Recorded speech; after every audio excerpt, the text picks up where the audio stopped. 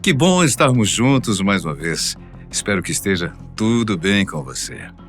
Há muito tempo mesmo, um grupo de sacerdotes egípcios teria desembarcado na costa sul do Mar Negro, onde hoje é a Bulgária.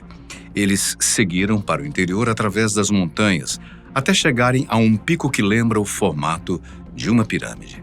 Na base dessa colina, eles teriam enterrado um tesouro e desaparecido logo em seguida. Ninguém sabe ao certo o que foi enterrado lá. Alguns dizem que era um sarcófago contendo pergaminhos com ensinos obscuros. Outros que seria os restos mortais da deusa egípcia Bastet. Existem aqueles que defendem que é um tesouro de ouro de valor incalculável, ou até artefatos como armas que poderiam ter origem extraterrestre. À primeira vista, tudo indica que seria apenas mais uma teoria da conspiração, mas as expedições e investigações feitas no local apontam para outro lado.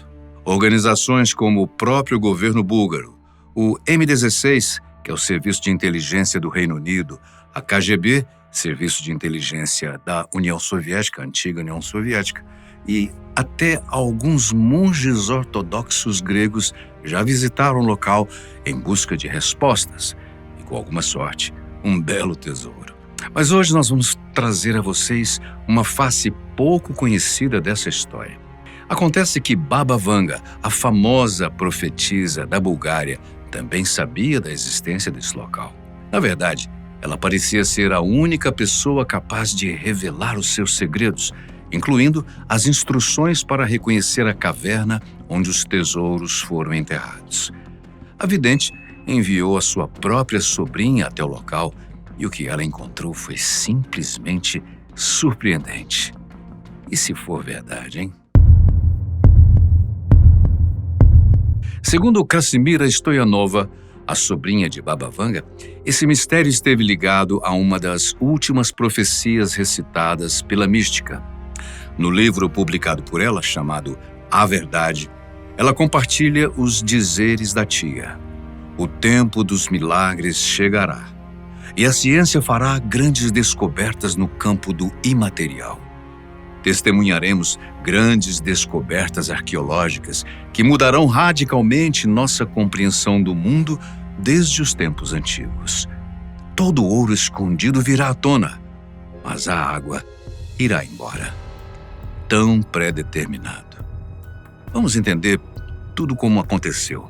Bom, em janeiro de 1981, um homem visitou Baba Vanga levando um mapa muito antigo escrito numa linguagem irreconhecível. De acordo com ele, o mapa levaria a um tesouro muito valioso, mas ele não conseguiu ninguém que pudesse decifrá-lo. A vidente era sua última esperança. Normalmente, Baba Vanga não atendia pessoas assim, pois estava cansada da ambição humana e muitos se aproximavam dela apenas para usar os seus dons para conquistar riquezas. Mas ela sabia que havia algo diferente naquele homem. Ela tomou o mapa em suas mãos e o analisou. Vale lembrar que a profetisa era cega, então ela só poderia examiná-lo através do tato. Depois de um tempo, ela deu uma resposta desanimadora para o seu visitante. Infelizmente, o seu mapa era falso.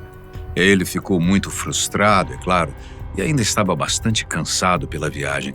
Então, a anfitriã o convidou para se banhar nas águas termais que existiam em sua propriedade, para que ele pudesse se recuperar para a sua viagem de volta. O homem seguiu o conselho da sábia e, depois, deixou seus pertences com a mulher quando foi para as piscinas. Porém, assim que ele se ausentou, Baba Vanga chamou sua sobrinha Krasimira e pediu que ela copiasse o mapa em outra folha, exatamente como estava ali. A jovem não entendeu o que estava acontecendo, mas, claro, obedeceu à tia. Depois que o homem voltou, agora mais calmo, relaxado, ele tomou seus pertences novamente, incluindo o mapa, e partiu para sua jornada de volta. Baba Vanga então contou a Krasimira a história que eu lhes contei no início do vídeo, que há muito tempo os sacerdotes egípcios teriam viajado até a Bulgária para esconder um tesouro. Mas este não era um tesouro qualquer, uma soma de ouro, joias, qualquer coisa assim, e sim um sarcófago contendo um conhecimento ancestral muito importante, escrito numa língua desconhecida que ninguém poderia decifrar antes do momento certo. Ela ainda completou dizendo que nesse sarcófago estava toda a nossa história registrada há mais de 2000 anos e tudo o que ainda iria acontecer conosco nos 2000 anos seguintes. A visão revelou tudo isso a Baba Vanga. Também mostrou os sacerdotes sendo mortos depois de enterrar os objetos, para que o segredo fosse guardado pelo tempo necessário, sem interferências.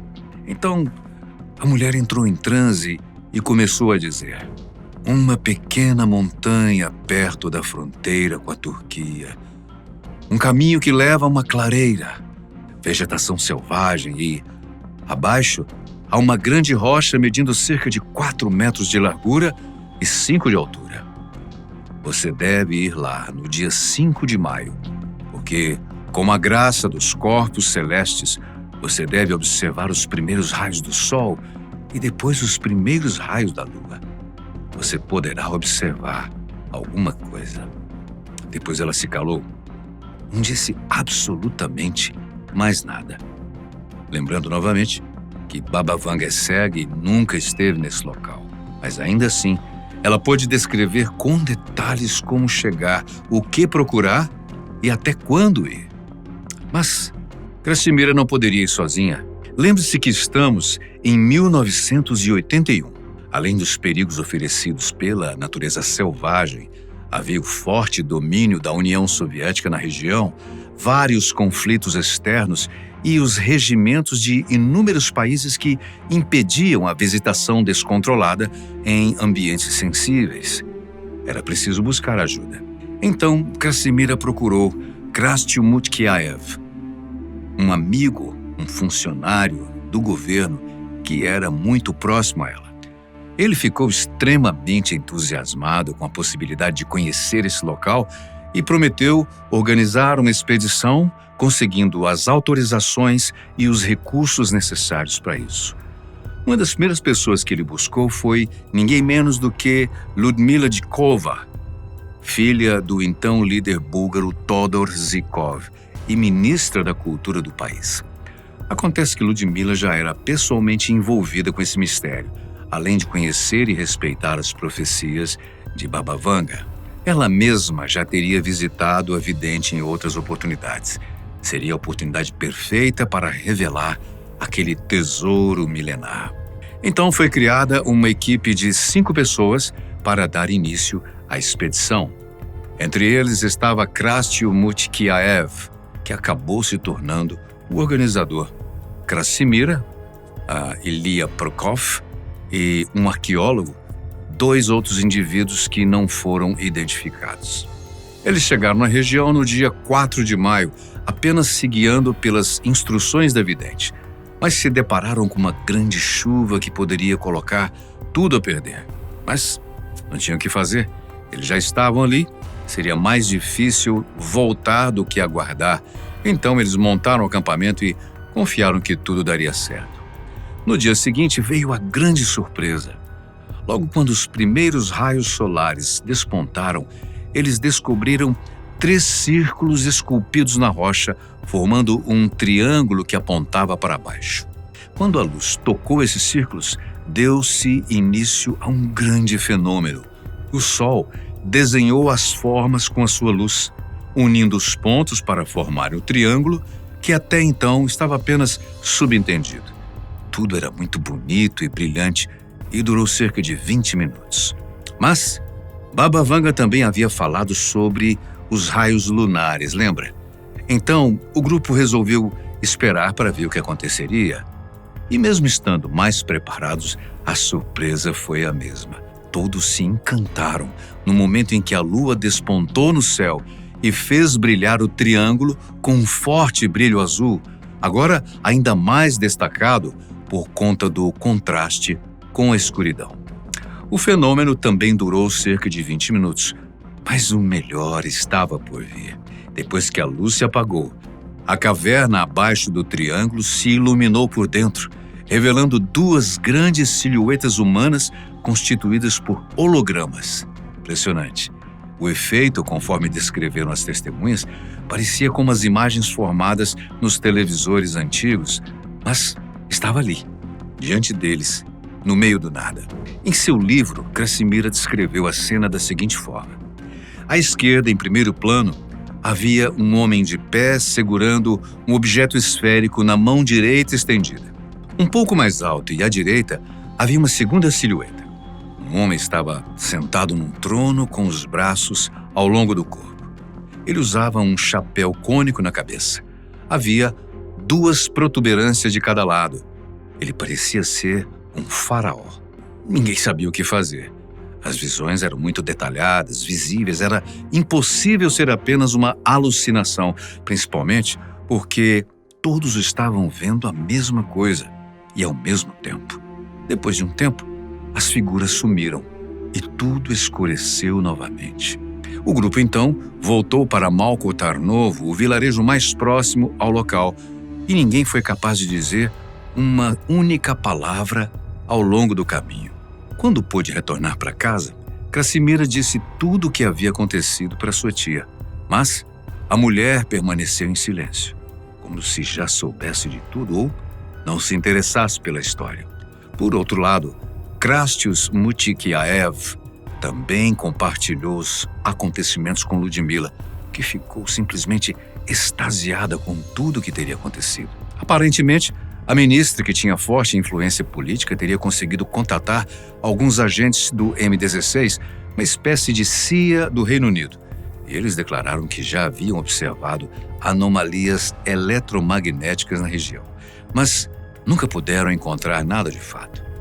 Sabendo disso e tendo as novas informações privilegiadas em mãos, Ludmila decidiu que iria formar uma nova expedição ao local para iniciar as escavações e desenterrar o tesouro. No entanto, apesar de ter aparentemente ignorado a descoberta em um primeiro momento, Baba Vanga, sabendo das novas intenções de Ludmila e seus companheiros, alertou que ainda não era a hora de cavar. Mas, como vocês devem imaginar, eles preferiram ignorar as instruções da única pessoa que foi capaz de lhes indicar o caminho, como se ela já não tivesse provado que tinha conhecimento suficiente para guiar também os próximos passos.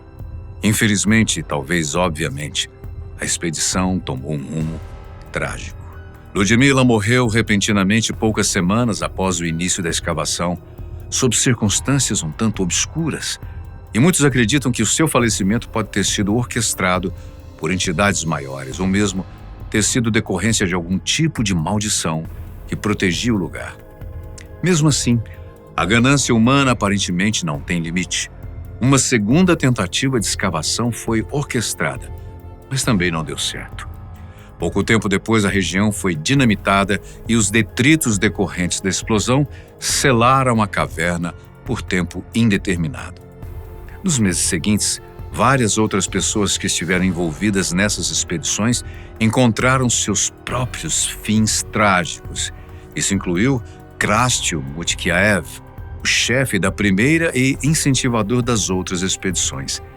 Ele foi preso por peculato, o crime que consiste no aproveitamento da confiança governamental para a prática de roubo ou desvio de bens públicos. Ele saiu da prisão depois de mais de uma década e escreveu pelo menos 3 livros contando tudo o que sabia, mas morreu no início dos anos 2000. Mutikiaev foi uma das primeiras pessoas a levantar a hipótese de que aquele lugar guardava o túmulo da deusa egípcia Bastet. Normalmente, as pessoas atribuem esse fato a Baba Vanga, mas ela nunca disse isso. Sua ex-esposa, Gergana Bakalova, disse que ainda tinha acesso a vários documentos pessoais que não foram publicados por Mutikiaev e que tinha a intenção de trazê-los à tona, mas isso ainda não aconteceu. Mas ainda houve uma última descoberta sobre esse mistério, feita mais recentemente, em 2018. O arqueólogo Daniel Pantov conduziu experimentos usando um georradar naquela região e chegou a um resultado também surpreendente.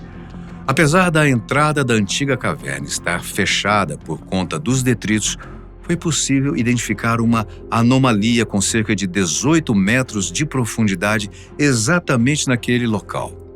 Trata-se de um objeto perfeitamente simétrico, com cerca de 50 centímetros de diâmetro, que aparentemente não é feito de metal, nem cristal, nem outro material natural. Além disso, ele conseguiu identificar a presença de câmaras subterrâneas e corredores que parecem ter sido feitos artificialmente, não pela ação do tempo. No entanto, a natureza dessas estruturas ainda permanece indeterminada.